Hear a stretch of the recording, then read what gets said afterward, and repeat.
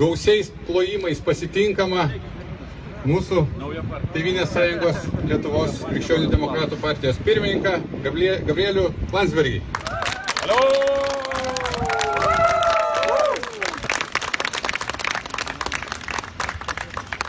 Sveiki bendražygiai, sveiki bendraminčiai, ačiū Vytai. Ką mes šiandien norim paskelbti? Kokia yra pagrindinė šiandien mūsų žinia Lietuvai? Pagrindinė žinia yra ta, kad Lietuvoje gimsta viltis. Lietuvoje gimsta viltis, kad žmonės nebeišvažiuos iš čia. Gimsta viltis, kad žmonės galės oriai ir padoriai gyventi. Kad pensininkai nelauks savo dienų pabaigos, o žinos, kad jų laukia ori ir teisinga senatvė. Yra viltis, kad grįš vaikai, anūkai, giminaičiai išvažiavę iš Lietuvos ir šiandien savo gyvenimą kuriantis svetur.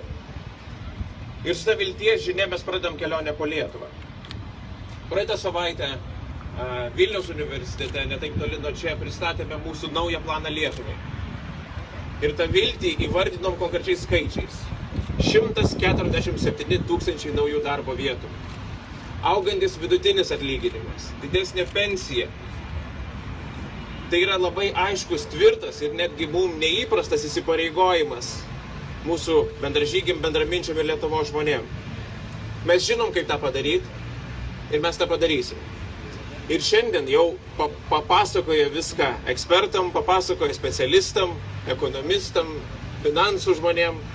Šiandien važiuojam kalbėtis su Lietuva, su Lietuvos žmonėm. Ir ne tik kalbėtis, ne tik pasakoti, ne tik pristatyti, ne tik suteikti viltį, bet ir išklausyti.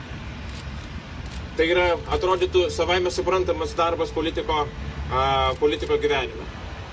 Tačiau mes tą darysim drauge, visi bendruomenė, komanda, jauni, vyresni, patyrę, pradedantis, visi kartu, kaip vienas kumštis. Tai ačiū visiems susirinkusiems, gero starto, geros kelionės po Lietuvą. Ačiū labai. O dabar dar vienam žodžiui norėčiau pakviesti garbės pirmininką, profesorių Vytautą Landsbergį.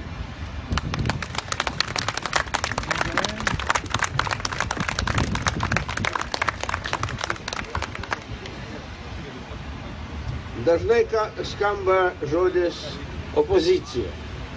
Nežinau, ar jis teisingas. Kažkada aš irgi buvau opozicijos lyderis.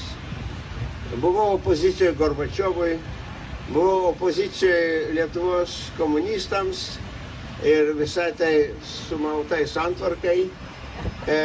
Padarėm, reiškia, ten pasakėm, mes galim, kaip Andrius priminė, ir parodėm, kad mes galim.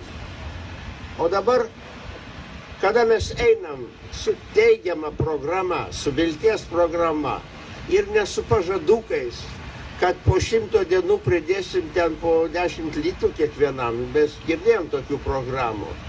Mes einam ne su pažadukais, o su konkrečiais planais ir kaip tai bus vykdoma ir kaip mūsų gyvenimas turės atsigauti. Tai tegu tie, kurie priešinasi pažangą, tegu jie stoja į opoziciją.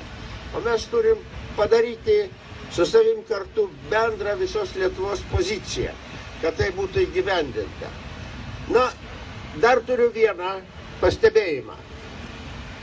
Labai esam įpratę susitelkti į atlyginimus, į darbo vietas. Tai yra svarbu, bet tai ne viskas. Marksistai, gal ir socialistai, šiandien čia Lietuvoje visokie yra, mano, kad jeigu žmogui duosi daugiau pinigų, tai jis bus ir geras, ir teisingas, ir negokšus, jau jam visko užteks. Deja, taip nebūna. Galėtų padaryti žmogų turtingą, o nežinia, ar nuo to aplinkiniams tikrai bus geriau. Ir to labiau jam pačiam. Mes turime siekti ir daryti, kad Lietuva būtų teisinga, kad žmonės gerbtų vienas kitą, kad nyktų patyčios, pažeminimai. Štai kur yra mūsų priešas, ne mažesnis už skurdą. Eisim, darysim viską, ne tik tai darbo vietas, bet ir darbo meilę ir žmogaus žmogui meilę. tą reikia atkurti Lietuvoje.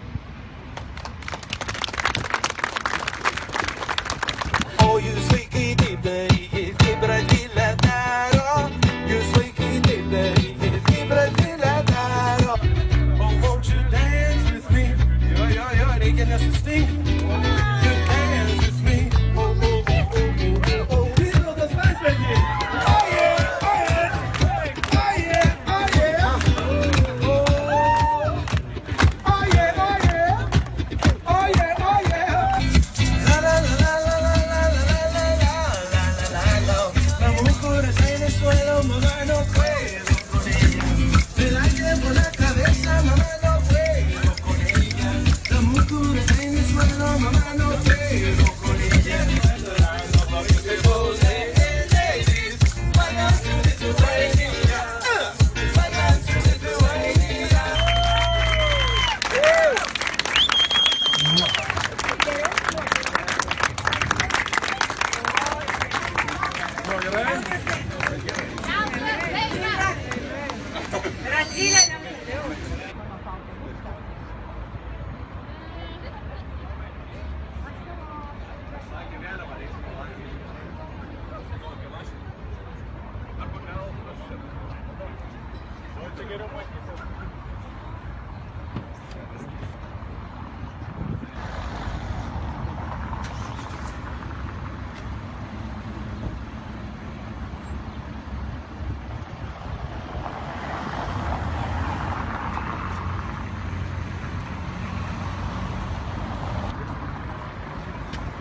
Galima taip iškiš galvą labiau, kad saulė apšviestų.